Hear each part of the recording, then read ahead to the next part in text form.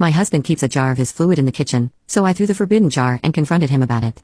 Now I'm packing my bags and leaving him because he does not want to stop his nasty habit. So, I'm a woman in my 30s.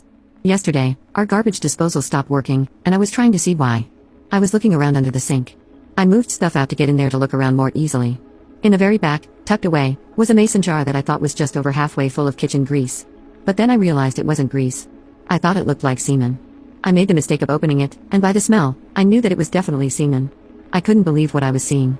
Disgusted, I threw it away in the dumpster outside. It had to have been my husband's, but I don't know why he would save semen in a jar. My husband got home, and I asked him about it. He seemed very embarrassed and confessed it was indeed a jar full of semen he had been filling for almost a year. I was shocked and asked him why. He said whenever it was my time of the month, or I wasn't in the mood, he'd finish into the jar after I went to bed. I asked him why not go to the toilet, use tissues, shower, or something. Why a jar? He couldn't answer that other than saying he had been doing this since he was a kid.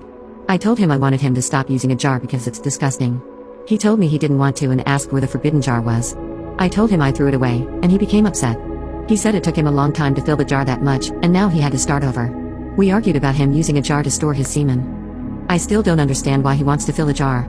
We argued about it, and during the argument, he opened the refrigerator, took a large jar of pickles, dumped it out, started rinsing it, and said, "This is the jar now."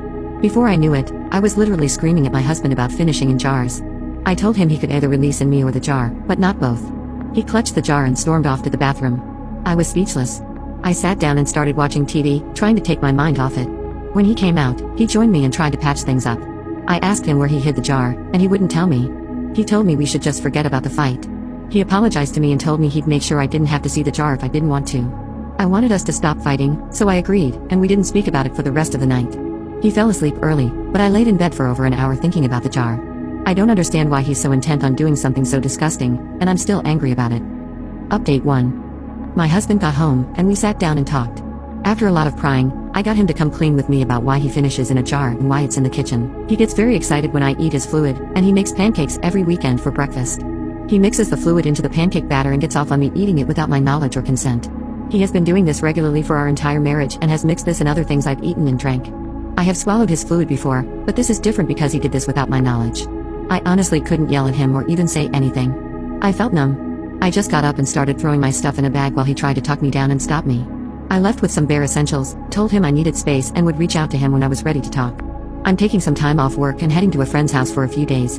I asked her if I could stay, and she didn't know why. Honestly, I didn't know what to tell her or anyone else. I don't know what I will do or what this means for our marriage. I feel disgusted and used. The trust in my husband has been severely damaged. I haven't cried or done anything yet. I stopped to get a bite to eat on the way to my friend's house to figure out what to say to her because I knew she'd have questions. I also need to cry first.